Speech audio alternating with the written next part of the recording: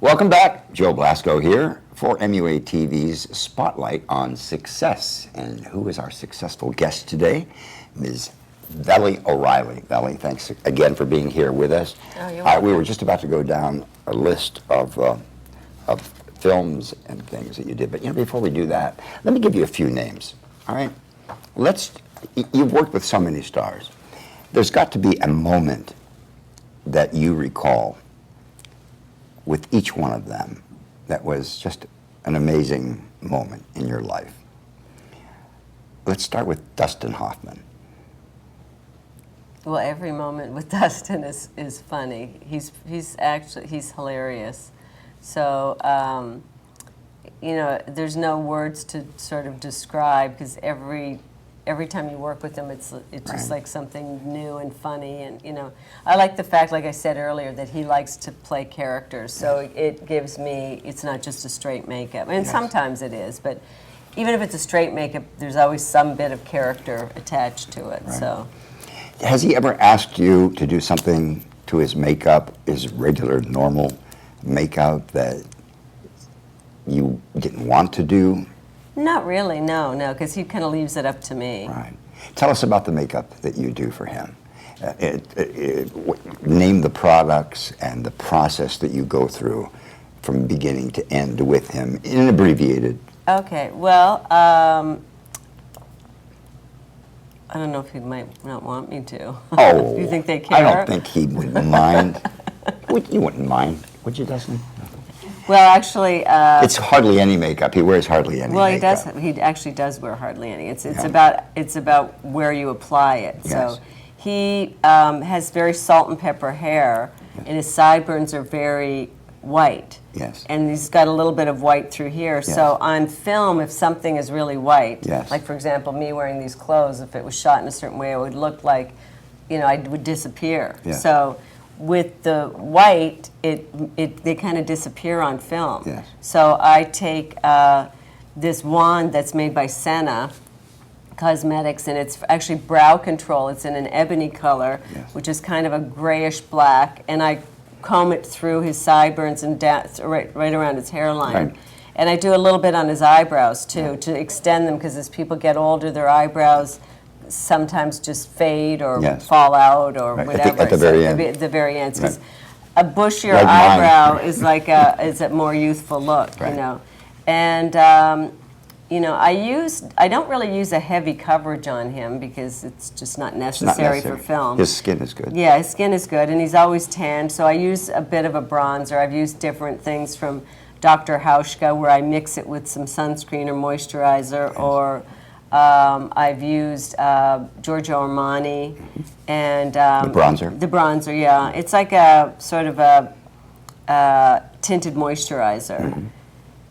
I think it's like number 5 or something like that I use on him. And I put a little bit of cover under his eyes, mm-hmm. and I do some shading, corrective shading. So it's more of a touch-up. It's not really as we would do. Well, like but he's had other full people make him up, and it's looked like, right. where he's got too much makeup or he's looked older. Right. Like I said, it's about application. Absolutely. And where to put the color. And I do some shading on him. Mm-hmm. Do you do his hands ever? Yeah, I always do his hands. Because a lot of times, even though he's tanned, his hands are lighter than his face. And you can really see that in a scene if somebody's talking on the phone. You really have to be aware, for men and for women, yes. of their hands. And ears? Yeah, and ears, and also shine in the ears. Yes. So sometimes, especially with the HD, you can look at somebody, and this part of their ear will be like really, really shiny. It looks right. greasy, but it's just where the light's in. Right. Or white if you don't put the base down in there, or the tint. Yeah. Right. Annette Bening. She's fantastic. Is she great? Yeah, she's a really lovely, great actress, and a lovely person to be around. Any moments that you can remember working with her that are especially really rewarding to you?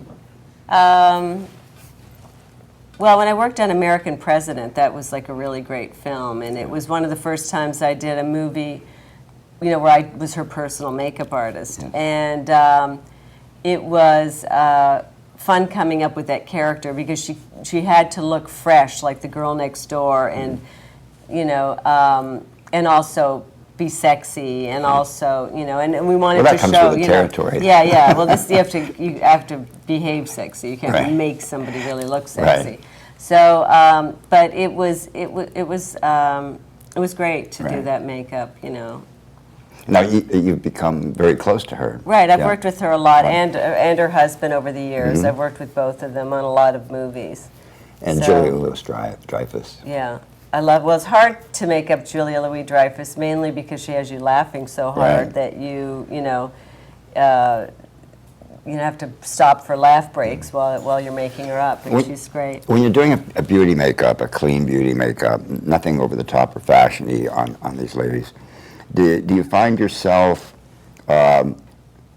really not wanting to use certain products, like for instance, like shading, like in the area, right beneath the brow here, Right. and the depression here? That so many artists like to shade that in Right. to deepen that bone.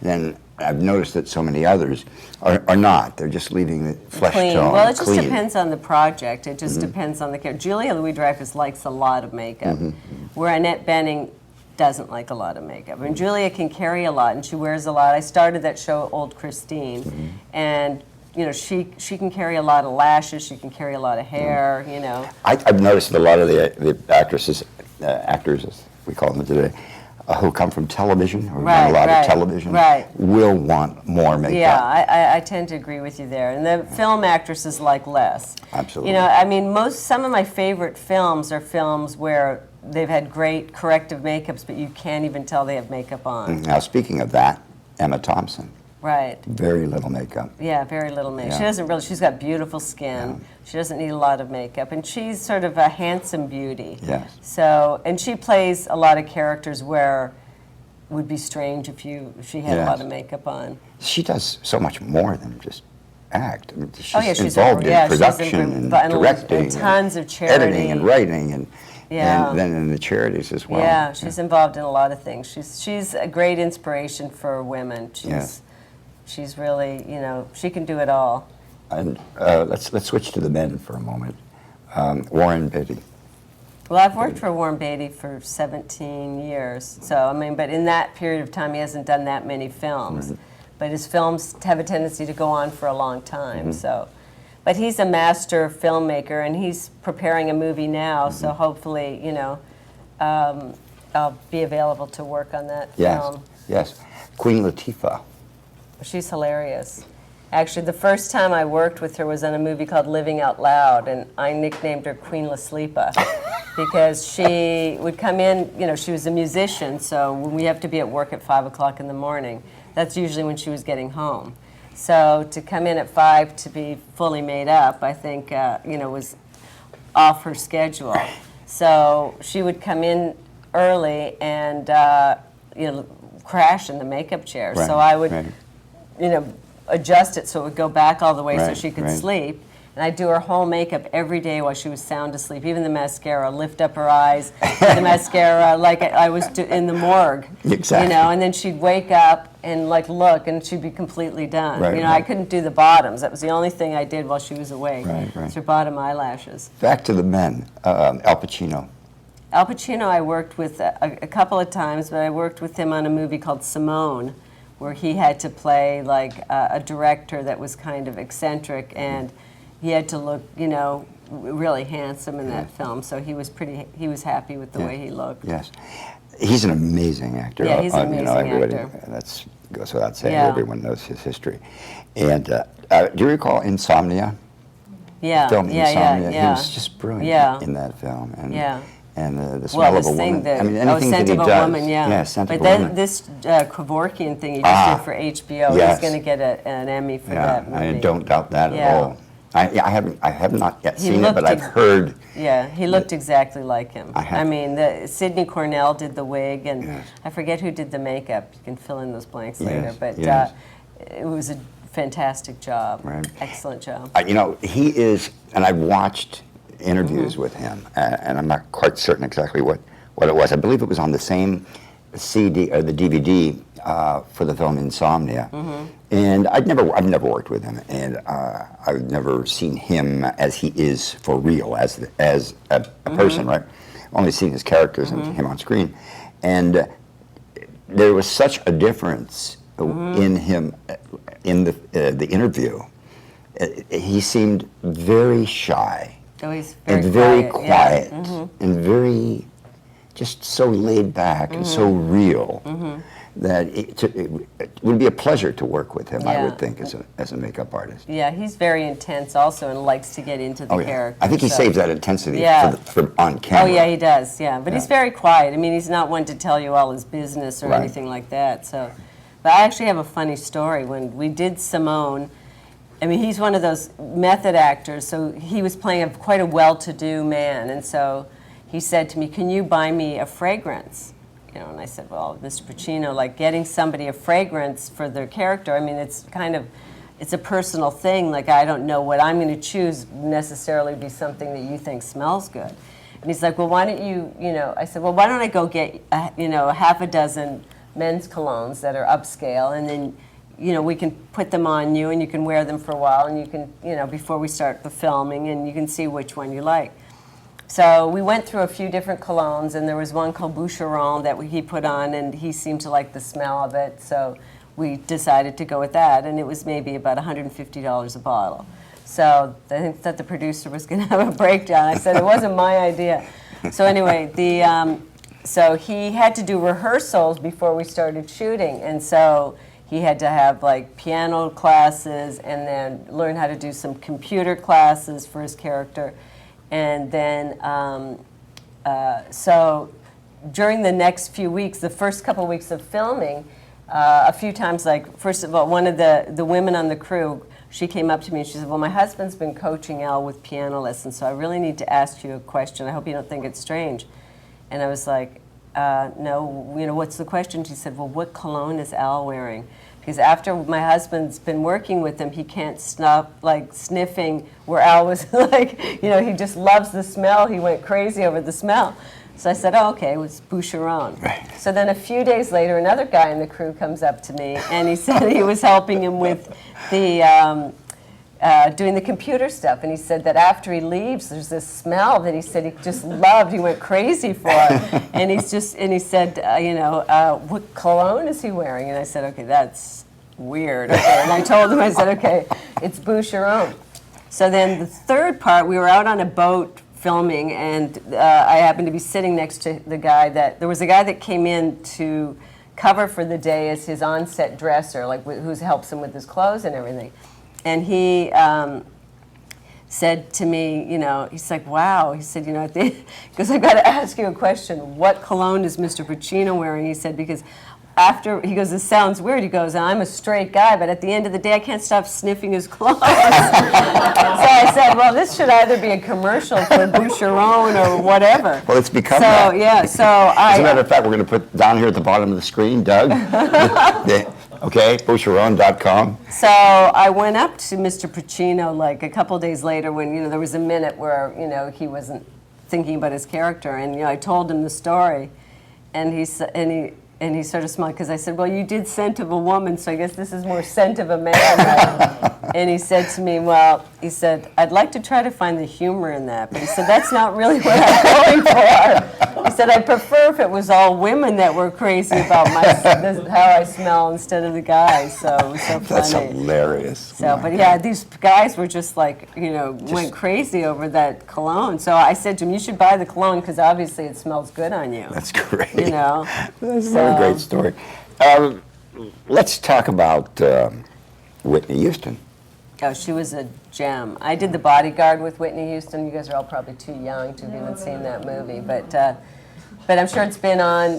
People can rent it, and Right. But so we'll get it. We'll run it at the school She had, quite a few. Now that's an example of where we had to do a lot of different looks, and so they were willing to allow the time because she had major costume changes, and they wanted her. She was playing, a character that would perform and change her makeup a lot. So production expected her to have many looks, and I still tried to make it so that I didn't have to take all her makeup off every time. Maybe just like, if they were to do more than one look in one day, or I'd just like clean the eye makeup off.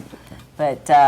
But she was hilarious, so funny to work with, yes. And she had a really good sense of humor, and she was a lot of fun. I you know. understand. I understand that she's on tour.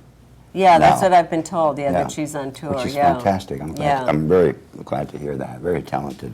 Very, very young lady. talented. I mean, she could have had a huge film career if she decided to stick that route, because she had everybody on the crew laughing all Yeah. the time. Her sense of comedic timing was Yes. genius. And then with that voice, she sang Happy Birthday to her assistant on the set one day. We were shooting inside like a empty warehouse. Guys in the crew everybody got choked up, and like your hair and your arms stood up. Her voice was unbelievable. People were crying. Her voice was so amazing. Yeah, so. very talented. Whenever you approach a star that's a big star, a celebrity, like an Al Pacino or Whitney Houston, is there any special way that you approach them, that you could talk to our audience and our students here, that just give them an indication of how you really should introduce yourself Right. and how to handle making them know who you are without, Right. Well, usually they know who you are, because usually they wouldn't let you touch them with a barge pole unless they'd looked at all your credits, so they wouldn't, they'd want to see, Right. especially like the A-list celebrities, they want to Yes. see your track record of working with other A-list celebrities. Yes. Or Do you ever have to go in to make up that celebrity before they hire you? Because Not really, unless you're looking for a new client and somebody says, well, why don't you do so-and-so for this, Right. event, and then if they like your makeup, then they'll use you Right. again for something else. Right. But not really. Usually, it's either recommendation by a producer, or they Yeah. look at your credits. And Yes. I tend to work with a lot of the same people over and over again. Yes. My resume is mainly it's like that 6 degrees of separate. They're all sort of, the jobs are all connected with one another. So, but if that was that the answer to your yes, question? that's a great answer. That's a great answer. Just Let's look at spaced these. out there for a Check minute. this out. Look at some of these titles we have here. Let me put my glasses on so I can see them. Here we go. Oh goodness! Well, obviously, Alice in Wonderland. This is the latest. This Right, is right. your current film, done by Tim Burton. You were the department head, the makeup designer. You have 2 credits here: makeup department head and makeup designer. What is the difference between the two?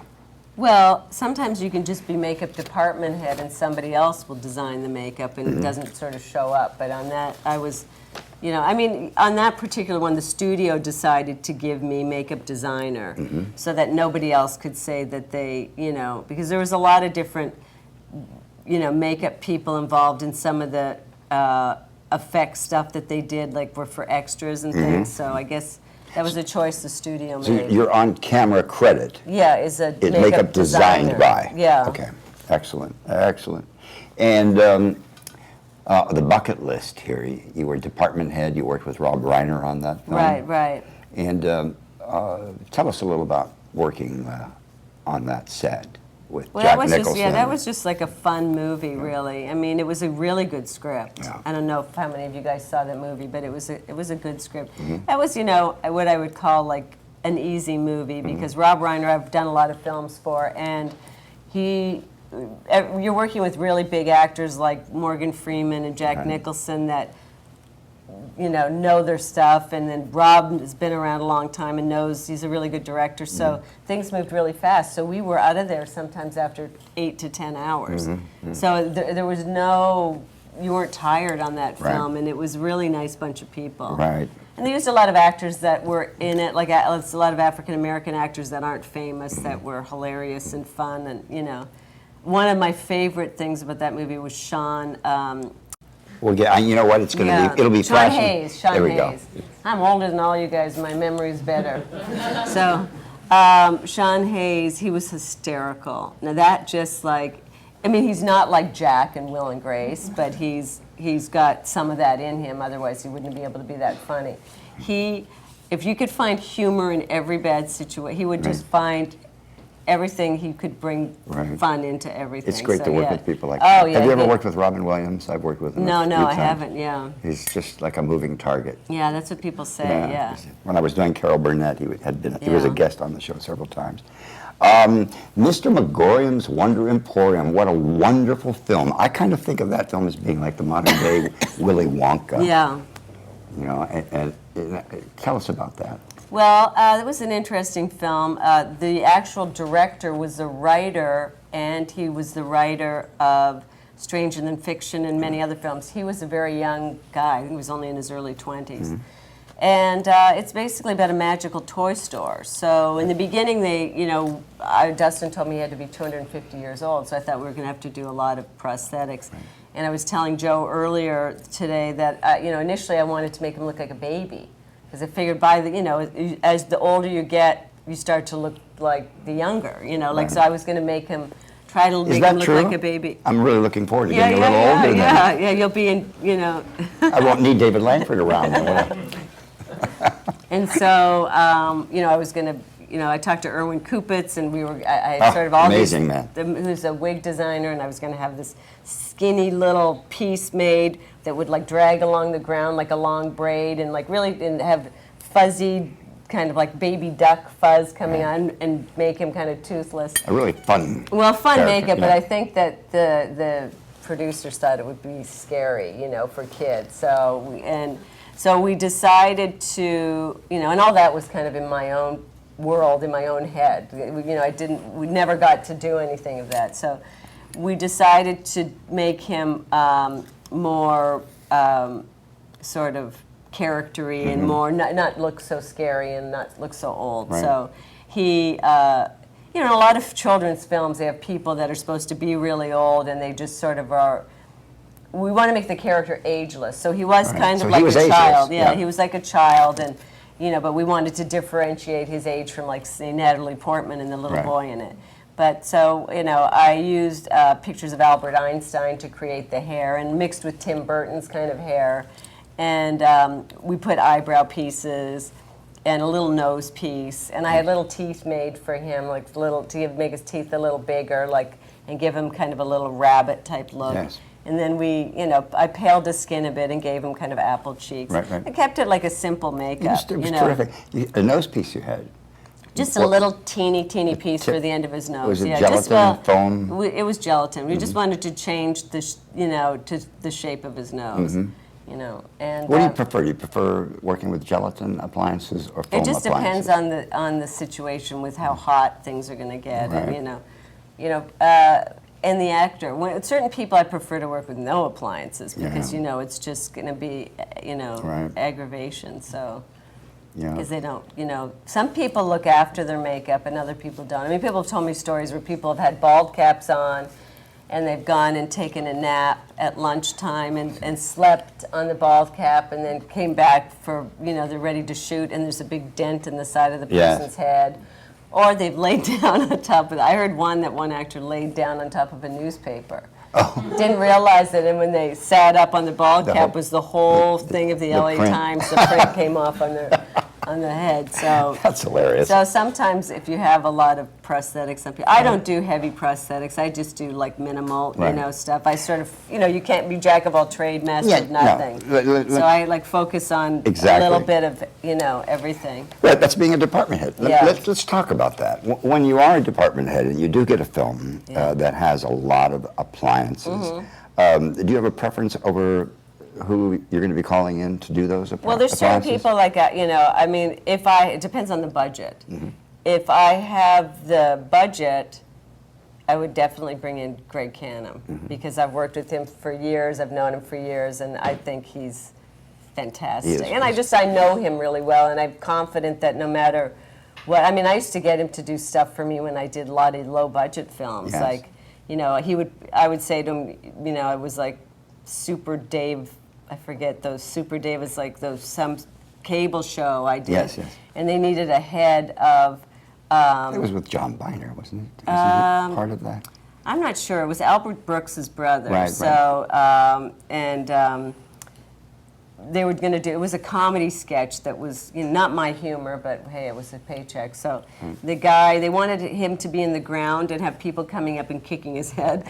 So and I think that I just found it amusing because he was actually kind of a a little difficult at times. I'm sure that there was a lot of people that really wanted to kick his probably head. want. You know, he was very nice to me, but so we had a fake. That's because you were wearing classmate. pointed shoes. Yeah, really. But there was a. You know, I had Greg do a bust of his head that they had to put in the ground. It looked exactly like Greg him. is phenomenal. And he did it for their budget. And then Yeah. I think he liked Greg's work so much, and it was a comedy sketch thing for cable TV. Yes. So then I think he got Greg to do like tons of stuff for him afterwards. Yeah. So. He's terrific. Greg, Yeah. I've known Greg for quite a few years. We actually met without knowing. I was doing a show in Chicago. It was one of these Halloween trade shows where all of the Halloween type stores, you know, go to buy masks and whatnot. And I was there doing makeup demos. And there was this young man, and he had to be maybe 19 or 20 years old, standing off in the corner. And I was doing these very fast construction makeups with wax and lacerations. And all day long, this young man standing there watching. And we really didn't talk. But I never forgot, you know, his face. And then it wasn't until years later, and I was doing Ethan Hawke's makeup for some insert shots on a Guess Who's Coming to Dinner or something of that. I can't even remember the title of the film. And he was in the other room. We were at this small stage on La Brea where the Gort statue is. You people who are familiar with Los Angeles, if you're going north on La Brea from the airport, there's this shop on the right before it. La Brea splits off, and you see Gort from the day the Earth stood still, or a reproduction of it. Well, there's a small stage there, and we were doing these shots for these two films. He was doing, I don't know what he was doing, and he was in the other makeup room, door locked, was in there for a while, and when he finally came out, there was this most beautiful skull makeup. I mean, it looked like a realistic skeleton, you know, that he had done, all appliances, just wonderful. And we started to talk, and I suddenly realized this is the little boy that was standing in the corner watching me when I was in Chicago, you know. But we really met, and this is, forgive me for monopolizing the conversation for just a second. I saw the Bicentennial Man, right? And it was the first time, honestly, I think that silicone appliances had been done to such an amazing, flawless result. And it must have been 2 o'clock in the morning, and I was watching this on television. And it was so beautiful, it made me cry when I saw it, you know, and I waited for the credits, you know, to see who had done the makeup. And it said, you know, makeup designed by Greg Cannom. I said, I went to the telephone, I picked up the phone, I dialed 411, and I said, do you have a number for Greg Cannom? I started in Hollywood. No, we don't have one in Hollywood. Do you have one in the San Fernando Valley? No, we don't have one in the San Fernando Valley. I said, can you just go across the board, Greg Cannom, right? They found him out in Canyon Country somewhere, and they gave me the number. So I called, and he didn't answer the phone, and I left a message. And I said, Mr. Cannom, I said, this is Joe Blasco. I said, we've never met. I didn't know. I didn't know it was the little boy that had been, you know, in That's Chicago wild. at the show. I said, Mr. Cannom, I just have to tell you how absolutely devastated and with great impression I am with the makeup that you did in the Bicentennial Man. It was just phenomenal work. And to that point in time, I think it was probably the finest aging makeup done with appliances that I had seen. And so I called and I left that message on his machine, and it wasn't but like a half hour later he called me back. And this is 2 o'clock in the morning. And we talked for a little while, and then we made a date to have lunch. And we've been having lunch every month and a half or 2 months every time I go to Los Angeles. And he comes into the school, and he walks through the school. He's just great. a really, sweet, kind of shy, kind of down-to-earth guy. I haven't seen him in a long time, but I think he's excellent. Yeah. I mean, there's a lot of good people out there now, but Yeah. like I said, it depends on the budget. Right. who you can, who you can afford Right, to come in exactly. on the budget they've allowed for it on the show. Right, exactly.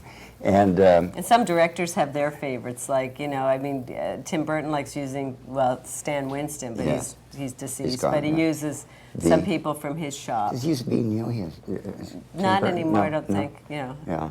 She's a phenomenal department Oh, head yeah, as well. phenomenal. Just fabulous. And let me see, where do I want to go here? I think with everything that you do and your department heading, and when you get on a picture and you suddenly realize that you don't like the director, or there's something going on there personality-wise, and you're not getting along, or you're somewhat intimidated by, or you're not certain of how he thinks because of the way he is with you. Have you ever experienced that? How do you handle that? Or if you haven't really. experienced it, how would you handle it? Not really, but the thing is like any job, there's going to be tons of people that you don't connect with. I mean, in a movie, there's hundreds of people. So it's just like if you work in a bank or you work in a big corporation, you just have to be polite and, Do your job. do your job and Be just like professional. take notes and try to figure out to the best of your ability to give him what he wants. To what extent do you control the hair department? Well, it just depends on the situation. If I'm brought in to design the whole look, then I, obviously don't do the hair, but I have a say-so to kind of in what direction I want the hair to go. But most of the time I try to get people whose work I really respect and whose work I like, and then I just, we're just on the same wavelength, so there's no control necessary. Yes. How long have you been a member of Local 706? Since 1990, I think. 90. Yeah. And how do you feel about the fact that they no longer have a test? I know that you were one of the last ones to be tested before the test was removed. Well, actually, I was tested. There was the test for quite a few years after Was me. there? Yeah. Yeah. But I think it's a necessity because I think that, well, for speed alone, there's so many people, like they're not going to give you 2 hours to make somebody up. Right. And they're not going to give you 2 hours to lay a beard on or, or 5 hours to do a bald cap, unless it's like a really detailed. I found the test really, for me, I'll say honestly, when I first had to do the test, because I had department headed huge movies before I got in the union, that I was a bit like, oh, I can't believe I have to do the test. Right. After you're going to test me after I've got all these credits. Right. This was in my head.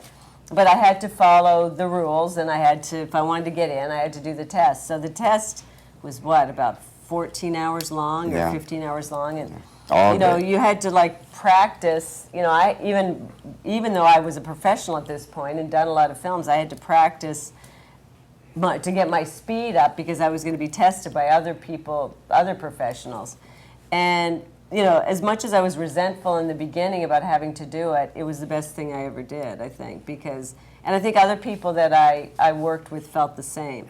Because so many people have been on jobs now, other makeup artists in Local 706 that have told me that they've hired people that really haven't been tested or really done any form of training like you guys are doing here, and they don't know what to do. Right. Like if you say to them, okay, I need you to do a tattoo, you really actually have to first show them how to do the tattoo and then give them the tattoo to do. You have to walk them through it. You don't have time to do that. Unless it's a really complicated tattoo and it's got to match something that was shot and they hadn't been there, and it's like, say you're using like Christian Tinsley transfers and they all have to match up in a certain pattern, and you have to show someone, that's one thing. But to actually show somebody how to do any makeup is too time consuming. Yeah, absolutely. So. And at least if most people have done the test, that they can do a little bit of everything. They know how to do bald cap, they know how to put a lace beard on. Right. They can do beauty makeup, I mean, I think though where the test got tricky was that depending who the judges were. So if they have people that are judging the makeups and not passing people because they don't want any competition in the, or if they're really not passing people because they're not ready yet Yes. to be passed to go to the next level, you Yes, know. yes. Because just because you fail doesn't mean you're not talented. It just might mean that you need, just like in any other subject in school, why people have to repeat a year or people have to go back and revisit things, it doesn't mean that you're not a talented artist. It might mean that you just need to spend a little bit more time in some areas than others, that's all. Yes. Because you know, there's some things I'm much better at than others, and it's because I do them all the time. Like I could do a beauty makeup fast, I could do a character makeup fast. If I had to if you asked me to lay a beard on right now, could I do one? Yes, but could I do it really as fast as I could if I was doing it? Like when I did Lemony Snicket, I had to do tons of hair work. So I got really fast at it again because I was doing it every day for 4 or 5 months. But if I had to just do one now, also I'm very, very picky anal, so it would just be much slower. So people tend to be, you know, and like a lot of the people that do a lot of appliances are amazing at putting on pieces, but they're not that good at coloring. And there's some people that are not that great at putting pieces on, but they're better at coloring. Yes. And then there are people that can do both amazing, but they can't do beauty makeup. So, or they can, but it's not, they don't shine in that area. Right, exactly. I love hearing you talk because you know you're obviously very in tune with the industry as it is today, and very much a consummate department head. I agree with you completely concerning the testing. I really wish that there were still testing involved. But one thing that is good is that the Producers Association now have put together, you know, contract services, Right. which is a step in the right direction Right. because they put these classes on for all of the union members. And the classes, we used to have the classes at my school in Los Angeles. Right. And as a matter of fact, we may once again be doing that. And I just think that it was, if there isn't going to be a test, then there's got to be some kind of education that is given to these people Right. to make certain that they are Right. as fine-tuned as possible, Right. or at least as exposed as possible Right. to these different techniques of makeup, so that when they do get onto the set and they're asked to do this or that, they at least have some kind of recollection Right. of what they learned in that Well, contract people services. you know, that go to makeup school like you guys don't have as much to worry about because Yeah. in a course like this, you're being showed every possible situation Right. that you could, you know, and if you can get through this and you get, you know, a diploma at the end, then Right. pretty much you've had the test. You But know, there's a lot of people that come out and, you know, Exactly. they just say, oh, I love makeup. I make up my cousin. I make up my aunt. And I make up all my friends. I want to be a makeup artist. And that's good. Sometimes they have people have natural talent. And, Yes. But there's certain things when you're using glues and you're using, you know, that you can't just wing it without actually having somebody say, well, you know. Right. One of the things is, and I'm so glad to hear you saying, is everything that you are saying in as much detail as you are, because, you know, the kids today don't really know how good they have it being able to go to a makeup Oh, school. yeah, there were no makeup schools. There's maybe a few when I, Yeah, you know. mine was the first, and then there were all the others are derivatives from my school, copies of it, or ex-employees that decided to open makeup schools, or students that were not working in the industry and decided to open makeup schools and whatnot, or whatever. And but it's difficult to really be able to tell these kids, on, you know, not all of them, Right. but a lot of them, that how important it is that they grasp what's being given to them, because when they get out into the industry, you know, you're going to die 1,000 deaths if you haven't paid really close attention to everything that's being taught. Right. And to not look at it from the point of view of, oh, well, I saw how to do it on Facebook or Right. YouTube or whatever, you know. And so many of this, the things that are, you know, makeup techniques, some of the most outmoded, horrible things are being shown on YouTube, and people are thinking that this is the way this is done. Right. And so what I'm trying to say here, I believe what I am saying is that it's important that if you are in a makeup school, whether it be my school or any other school, especially any other school, that you really pay as much attention as possible. Well, actually, no, it would be my school. Pay as much attention as possible because you're getting good stuff. And And it's all about, like you said, you know, with the beards there, as you just said, the more you do it, the better you get, and the faster you get. Well, it's like anything. It's like guitar. It's You have to practice. practice if you want to makes be good at, you know, if you want to learn any language, it takes years. Like Right. Practice. to learn French, it takes 10 years to be able to speak it. so. Exactly. We have, sometimes we'll have people who are very, very academically inclined, and as you know, most artists are not academics, and some of the finest artists, you know, can't even spell. But we sometimes will have people that come in and are somewhat over academically qualified, and they find themselves thinking that they're superior over the rest because the others are not quite as academic as they are.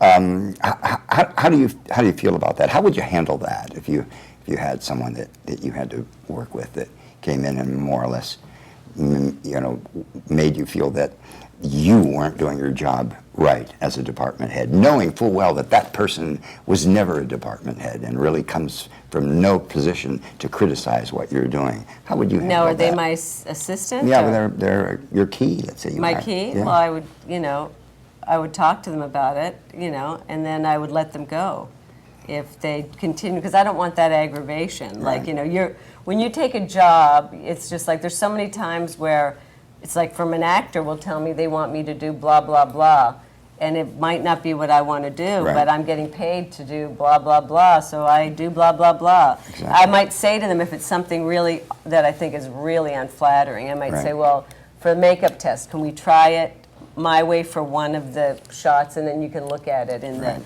But you know, you basically, if somebody is hired to help you, they need to listen to you, just like in any job. And it's really unfortunate that they don't understand that. Yeah. And they put themselves in a position Right. where they're not wanted any longer. Right, right, yeah. You know, you need to follow Right. what your department head tells you to do, and be polite. You know, the same as what you asked me earlier about how to approach the actors.